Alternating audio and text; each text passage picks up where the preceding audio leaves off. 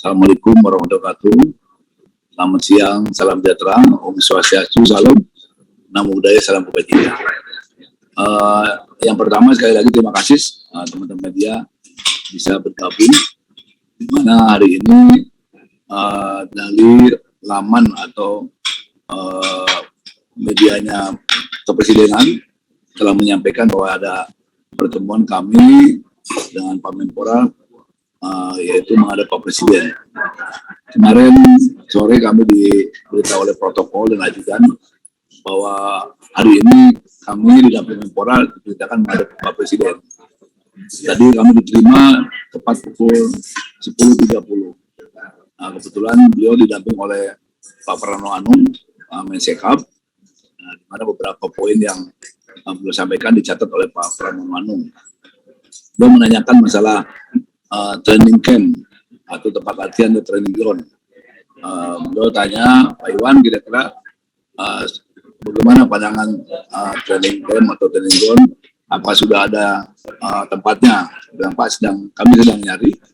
Kemudian beliau menawarkan, kalau mau saya akan siapkan di IKN sekalian dengan pembangunannya. Ya tentu kami federasi menyambut bahagia dan gembira ya. Tanyakan oleh beliau, berapa kira-kira butuh tanah? Saya bilang kalau 15 hektar cukup. Beliau bilang menyampaikan 30 atau 50 hektar akan disiapkan oleh pemerintah. Jadi itu kira-kira inti pertemuan daripada kami tadi atau menghadap Pak Presiden dengan didampingi Pak Menpora secara garis besarnya ya. Mungkin saya kembalikan, silakan kalau ada yang bertanya dalam acara ini. Saya kembalikan ke media Pak Eko. Siap. Silakan teman-teman yang ada mau bertanya satu-satu. Silakan bertanya. Siapa? Ini Abdul Susila Pak dari CNN Indonesia Pak. Oke. Pertanyaan ada dua Pak. Yang pertama, yang dijanjikan oleh Presiden Jokowi tadi 30 hektar itu lokasinya sudah dipetakan bagaimana atau di sekitar yang nantinya akan tempat pembangunan seperti Senayan GBK ini atau bagaimana Pak? Yang kedua, untuk desainnya sendiri apakah sudah dimatangkan? Terima kasih Pak. Baik, terima kasih. Jadi beliau menyampaikan pada saya, tanya berapa hektar kira-kira butuh. Saya bilang Pak 15 hektar. Oh 30 hektar atau 50 hektar juga kita akan siapkan otoritas di KN. Itu jawaban beliau. Tempatnya sedang akan mungkin dipanggil kepala otorita oleh beliau. Nah, kami juga nanti pasti akan on the spot ke lapangan untuk meninjau. Yang jelas itu jarak tempuhnya tidak akan lebih dari 1 jam dari Bandara Internasional Balikpapan atau Sepingan ya. Karena memang itu persyaratan untuk training camp. Apalagi ini bisa dipakai oleh tim luar atau mungkin pipa metal dan sebagainya. Nah, rencana beliau akan bangunkan lengkap semuanya di sana. Termasuk mungkin prasarananya, termasuk kolam berenang, termasuk lapangan. Beliau obsesinya ingin 7 lapangan. Luar biasa, kami berbahagia dan terima kasih Pak Presiden. Kita tadinya 3 lapangan sudah cukup, beliau akan bangunkan 7 lapangan. Kita tunggu dulu hasil daripada observasi tim beliau di daerah mana yang jelas disampaikan antara tengah-tengah lah, mungkin dari Samarinda dengan Balikpapan itu sementara. Tapi nanti jelasnya betul kami akan melihat ke lapangan. Karena diperintahkan oleh beliau supaya Ketua Umum dan Menpora untuk melihat lokasi di mana akan disiapkan oleh pemerintah berkaitan dengan training camp atau training ground ke pusat latihan ini. Demikian. Untuk desainnya belum lah. Nanti kan kita akan menyampaikan setelah ini, setelah kita lihat kita akan desain. Kemudian kita akan datangkan ahli-ahli termasuk yang di Indonesia mungkin dari luar, karena kita inginkan seperti AFC yang ada di Kuala Lumpur. Di situ ada lapangan, ada untuk teater, untuk diskusi, ada data, tapi sport center mungkin gitu tidak ada. Kita inginkan nanti lengkap seperti yang di UPI yang di Bandung itu. Ditambah dengan Pak Presiden sampaikan bahwa nanti ada asrama atau hotel di sana. Sampaikan bahwa beliau obsesinya ingin 7. Bagi kami makin banyak lapangan makin senang karena bisa semua fokus di sana, seluruh kelompok umur ya. Demikian, terima kasih. Oke, sila. Ada lagi yang mau ditanyakan? Jelas? Nggak tahu. Kalau kantor tidak, PSSI-nya Mas, kantor PSSI-nya akan ngikut juga ke ibu kota baru atau bagaimana Mas? Tadi secara spesifik tidak dibahas, tapi kami nanti akan sampaikan bahwa kantor juga harus pindah karena dalam aturan FIFA bahwa kantor PSSI itu atau kantor federasi harus ada di ibu kota negara. Jadi kemungkinan kita akan pindah ke sana karena kita harus berdekatan dengan tempat pusat pelatihan, sehingga obsesi saya jadi ada kantor, ada lapangan, ada pusat kebugaran, ada sport science, ada kolam renang, lengkap ya. Ya kalau 30 hektar saja udah besar sekali kan itu. Jadi kita inginkan juga kantor bisa pindah ke sana ya. Ini saya mau menanyakan bahwa ini kan baru rencana ya Pak, baru rencana ditawarkan tanah di KN, dan kemudian kira-kira kapan akan melihat survei lokasinya? Pertama, kedua, kira-kira kapan pembangunannya dan kira-kira diperkirakan kapan bisa selesai atau dipergunakan. Nah, nantinya di sana apakah akan dipusatkan untuk semua timnas atau hanya timnas muda atau seperti apa Pak ntar rencananya dari PSSI sendiri? Ya. Jadi meskipun baru rencana kan yang bicara Pak Presiden. Jadi beliau siapkan tanah kemudian pembangunannya.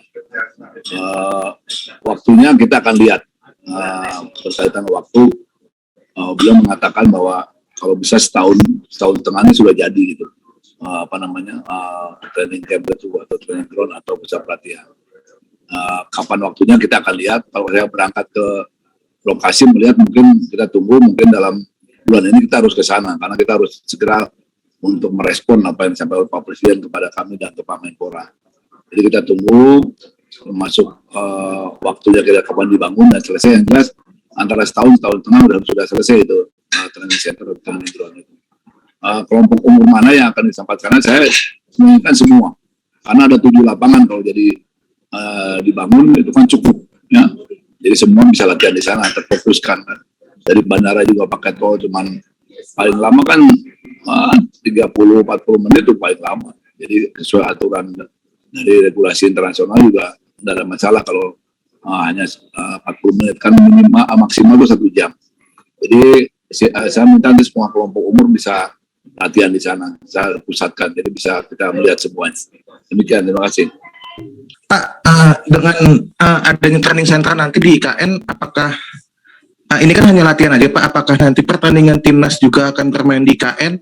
Mungkin di stadion-stadion yang dekat Kalimantan Timur, ada Borneo, ada yang lain, atau memang nantinya tetap di rolling Pak, misalnya main di Jakarta, main di Bandung, atau daerah lain? Itu yang pertama Pak. Yang kedua, apakah soal pembangunan training center di IKN ini juga sudah dikomunikasikan dengan Coach Sintayong Pak? Kalau sudah, bagaimana respon beliau Pak? Terima kasih. Tadi pertama, apakah pertandingan akan berlangsung? Pertandingan Langsung di KN2 atau bakal? Kalau pertandingan kita lihat, karena kan di Kalimantan Timur juga banyak lapangan yang bagus kan. Bisa saja nanti kalau kita ke tuan rumah bisa saja di sekitar Kalimantan Timur kan ada Samarinda, ada Balikpapan bagus-bagus itu. Atau nanti di Pamete. Alangkah baiknya memang nanti kalau sudah jadi di situ ada stadion besar juga untuk langsung kalau kita menjamu di Pamete maupun menjadi tuan rumah bisa difokuskan di situ. Dan sebab itu sekali lagi terima kasih kami Bapak Presiden telah luar biasa teknik pada sepak bola sehingga alhamdulillah insya Allah ke depan bahwa federasi sudah mempunyai training camp atau training ground atau pelatihan yang permanen. Lagi soal pembangunan apakah sudah dikomunikasikan? Pembangunan saya rasa Sintayong harus ikut lah.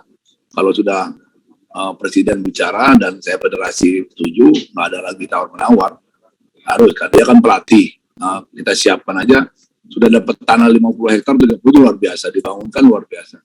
Jadi saya pikir Sintayong insya Allah akan mengikuti apa yang menjadi garisan dari pemerintah maupun federasi. Soal perkembangan lawan uji coba timnas Indonesia di FIFA Matchday September nanti Pak, karena beritanya simpang siur, ada yang bilang di GBK, di JIS, sedangkan GBK akan renovasi hingga Desember, JIS juga lisensi katanya belum keluar. Nah, pastinya di mana, Pak? Begitu juga dengan kualifikasi Piala Asia U20, itu di mana lokasinya, Pak? Terima kasih. Maksudnya kalau untuk pertandingan latihan U20 ya kita persiapan Piala Dunia itu, maksudnya pertanyaannya. Enggak. Kualifikasi, Pak, kualifikasi Piala Asia U20. Kenapa? Nah, itu nantinya di mana, Pak? Ada yang bilang di GBLA, ada yang bilang di Jakarta, ada yang bilang di Bandung, Pak. Oh ya.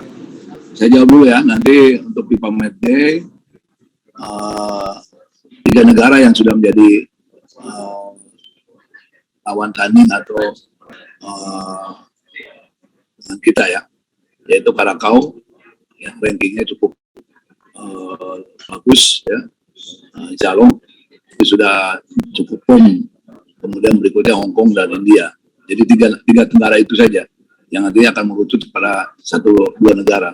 Jadi mohon sabar, nanti kita komunikasikan lagi karena ada tawar-menawar berkaitan dengan tinggal 2 negara tersebut antara India dengan Hong Kong ya.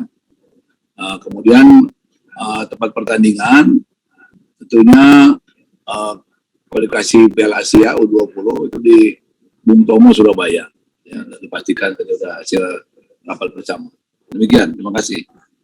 Nanya soal perkembangan naturalisasi dari 3 pemain itu apakah sudah bisa bermain di FIFA Matchday besok? Terima kasih. Perkembangan naturalisasi, kita bicara dulu naturalisasi yang senior ya, yang Sandi Wurus, Jody Ahmad dan Sen Patina. Per hari ini sedang di DPR, tinggal nunggu reses, itu mungkin baru dilakukan langkah yang biasa DPR lakukan. Saya kira kalau sudah DPR tidak terlalu lama lagi ya, maka kita harapkan nanti dalam FIFA Matchday mereka bisa ikut untuk bergabung dengan timnas kita, ya, untuk memperkuat timnas kita. Itu aja, terima kasih. Demikian. Minta tanggapan soal ini mungkin Pak, meninggalnya salah satu supporter dari PSS Sleman karena ya kericuan antara supporter dengan PSIS dan PSIM. Mungkin apa imbauan Bapak, apa langkah preventif agar hal ini tidak terjadi lagi, Pak? Terima kasih. Pertama kami dari Federasi PSSI turut berduka cita meninggalnya salah satu supporter Sleman. Tentunya kita bersedih dan juga tidak inginkan peristiwa yang terjadi.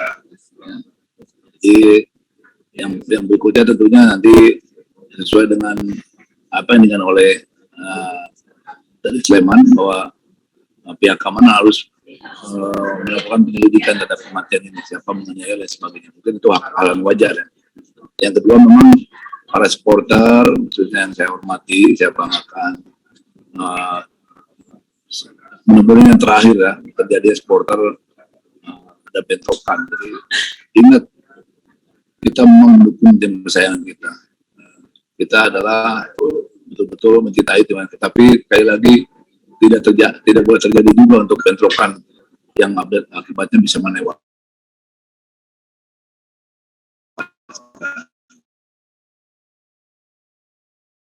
Dan kita oleh pihak keamanan kalau akan nonton di Magelang kan lewatnya lewat Boyolali saja. Nah, saya pikir ya kalau sudah kepala daerah dan pihak keamanan bicara mungkin harusnya diindahkan ya gitu oleh teman-teman supporter, karena kira-kira mungkin hal yang tidak terjadi itu terjadi karena memang sudah dihitung gitu. Sebab itu sekali lagi saya mohon para supporter menahan diri semuanya. Kita tahu para supporter sayang pada tim klub kesempatan yang bermain. Yang berikutnya tentunya saya minta terus Pak Budiman Dalimunte selaku divisi supporter atau direktur pembinaan PEN dan supporter klub untuk terus berkomunikasi dengan terus stakeholder ataupun supporter yang ada. Dan sekali lagi saya berharap ini peristiwa terakhir ya, terjadi bentrokan yang akhirnya semuanya rugi. Ya semuanya rugi karena ada pihak korban, kemudian ada pihak yang juga menjadi bermasalah gitu. Kita untuk apa itu terjadi? Sebetulnya kan bisa menahan diri semuanya. Itu aja dari kami. Yang jelas persoalan untuk proses hukum kami serahkan pihak kepolisian, karena dari pihak Sleman juga menyampaikan ingin ditegakkan keadilan, dalam hal ini yang pun dilakukan oleh pihak kepolisian. Terima kasih. Pak, maaf nanti sedikit, ada 3 pemain muda kita Pak yang sebelumnya bermain di Eropa, ada Egy Maulana Fikri, Witan Sulaiman, dan Bagus Kavi Pak. Tapi kini ketiganya berstatus tanpa klub Pak setelah dilepas oleh 3 klub masing-masing. Apa harapan Bapak terhadap ketiganya Pak? Apakah Bapak tetap ingin ketiganya untuk bermain di Eropa, atau Bapak malah sudah tahu ketiganya akan bermain di mana Pak musim ini Pak? Terima kasih. Terima kasih. Dari kami, federasi makin banyak pemain kita yang main di Eropa ataupun di luar negeri lebih bagus. Kita harapkan anak-anak ini bisa bermain kembali di Eropa ya, karena menjadi pengalaman yang berharga buat menambah ilmu atau memberikan kontribusi kepada kawan-kawannya yang berada di permainan kita di Indonesia. Jadi tapi kami belum tahu mereka akan pindah ke mana atau tetap di mana, saya belum tahu karena belum berkomunikasi. Insya Allah nanti dalam waktu dekat saya akan telepon mereka untuk menanyakan perkembangannya. Yang jelas saya berharap sih tetap bermain di luar ya, di klub-klub yang memang ada di Eropa maupun tempat-tempat lainnya. Itu menambah wawasan, juga bisa memberikan kontribusi pada kita, pada tim kita yang sudah kembali membela timnas, dan juga memberikan ilmunya kepada kawan-kawannya yang ada di Indonesia. Demikian, terima kasih. Bisa diupdate mungkin kapan kedatangan lagi Sintayong, mengingat timnas U19 Indonesia kan sudah dekat dengan kualifikasi Piala Asia. Lalu juga tim-tim rival juga sudah melakukan persiapan untuk kualifikasi Piala Asia. Ulangi, kapan datang Sintayong? Sintayong mengingat timnas U19 sudah dekat dengan kualifikasi. Akan datang pertengahan bulan ini, jadi kembali ke cutinya, sehingga nanti yang pertama bisa langsung jalan dengan program roadmap yang ada. Kita sudah ada roadmapnya untuk nanti bisa langsung latihan U19 atau U20 persiapan dalam World Cup. Nanti setelah latihan di dalam negeri, kemudian mereka akan mempersiapkan latihan di luar. Ada beberapa negara yang menjadi pertimbangan untuk bisa berlatih di luar, baik itu Spanyol, kemudian Turki dan Belanda. Tapi untuk kepastian kita akan ngomong kemudian, karena kita harus komunikasi, dan di sana kita harus betul-betul bisa bertemu dengan tim-tim lawan tanding yang kuat atau yang bagus-bagus. Nah, kenapa di Turki? Karena memang Turki adalah negara yang bisa dipakai oleh tim-tim sebelumnya untuk menjadi tempat tes, tempat latihan, karena pasarana infrastruktur cukup kuat, baik ya. Kenapa di Spanyol? Spanyol adalah satu tim yang kuat, di mana dalam ranking 10 besar Spanyol ada. Nah, kemudian kenapa di Belanda? Pertimbangan kita nanti kalau akan naturalisasi lebih mudah melihatnya. Jadi beberapa plus minus yang ada di rencana yang akan nanti diambil oleh kepelatihan untuk bisa kita berlatih ya.